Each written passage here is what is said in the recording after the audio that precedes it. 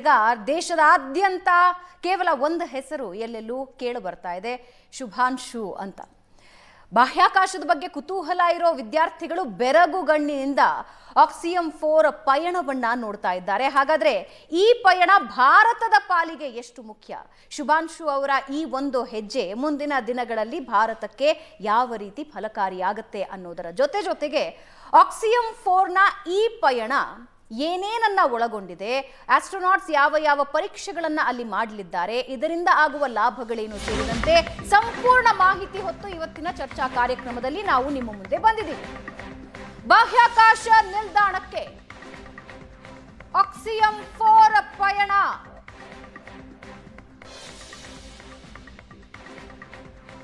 ನಾಲ್ಕು 30ಕ್ಕೆ ಬಾಹ್ಯಾಕಾಶ ನಿಲ್ದಾಣದಲ್ಲಿ ಡಾಕಿಂಗ್ ಪ್ರಕ್ರಿಯೆ ನಡೆಯುತ್ತೆ. ಡಾಕಿಂಗ್ ಪ್ರಕ್ರಿಯೆ ಬಹಳ ಇಂಟ್ರೆಸ್ಟಿಂಗ್.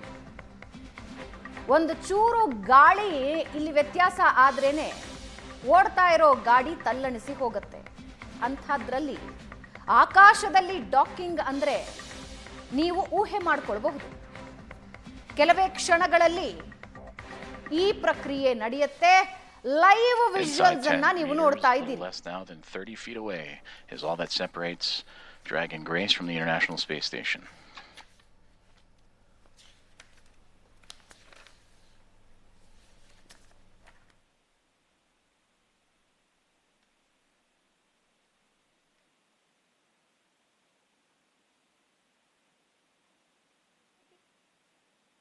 ಡ್ರ್ಯಾಗನ್ ಮತ್ತು ಆಕ್ಸಿಯಂ ಕಂಪನಿಯ ಕ್ಯಾಪ್ಸೂಲ್, ಈ ಮೂರರ ಸಮ್ಮಿಲನ.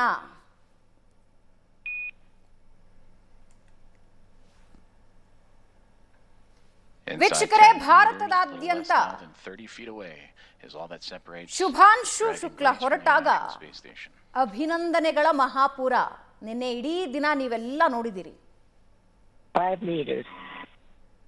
ಭಾರತದ ಪಾಲಿಗೆ ಈ ಹಿಂದಿನ ಇತಿಹಾಸ ಅಂತ ನೆನಪಿಸಿಕೊಂಡ್ರೆ ಅದು 1984. ಭಾರತದ ಆಸ್ಟ್ರೋನಾಟ್ ರಾಕೇಶ್ ಶರ್ಮಾ ಅವರನ್ನ ಭಾರತದ ಪ್ರಧಾನಿ ಇಂದಿರಾ ಗಾಂಧಿ ಅವರು ಕೇಳ್ತಾರೆ, ಅಲ್ಲಿಂದ ಭಾರತ ಹೇಗೆ ಕಾಣುತ್ತೆ ಅಂತ. ಆಗ ರಾಕೇಶ್ ಶರ್ಮಾ ಹೇಳ್ತಾರೆ, ಸಾರೇ ಜಹಾಂ ಸೆ ಅಚ್ಚಾ ಅಂತ. ಆ ನೆನಪಿನೊಂದಿಗೆ ಶುಭಾಂಶು ಶುಕ್ಲಾ ತಮ್ಮ ಪಯಣ ಆರಂಭಿಸಿದ್ರು. ಇದರ ಬಗ್ಗೆ ಬಹಳಷ್ಟು ಬಾರಿ ಮಾತಾಡಿದ್ರು. ಮುಂದೊಂದು ದಿನ ಶುಭಾಂಶು ಶುಕ್ಲಾರ ಈ ಪಯಣವನ್ನ ಮುಂದಿನ ಜನರೇಷನ್ ನೆನಪಿಟ್ಟುಕೊಳ್ಳುತ್ತೆ. ಡಾಕಿಂಗ್ ಪ್ರಕ್ರಿಯೆ ನೀವು ನೋಡ್ತಾ ಇದ್ದೀರಿ. 1 meter. 1 meter.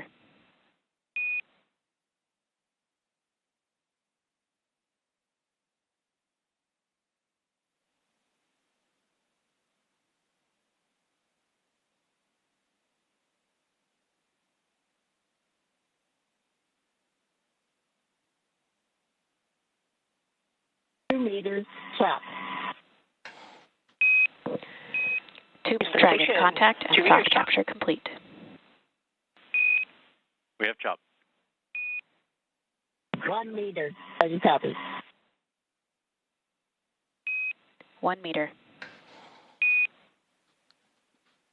Dragon Grace and the Axiom Mission 4 crew have arrived to the International Space Station at 5:31 a.m. Central Time over the North Atlantic as the two orbiting around the Earth, connecting with the soft capture ring, and now we'll begin the ring retraction to bring the two vehicles closer together.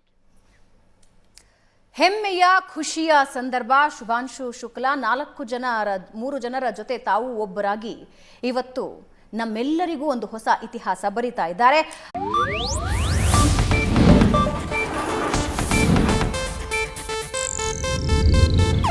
ಇದು Asianet news network ಪ್ರಸ್ತುತಿ.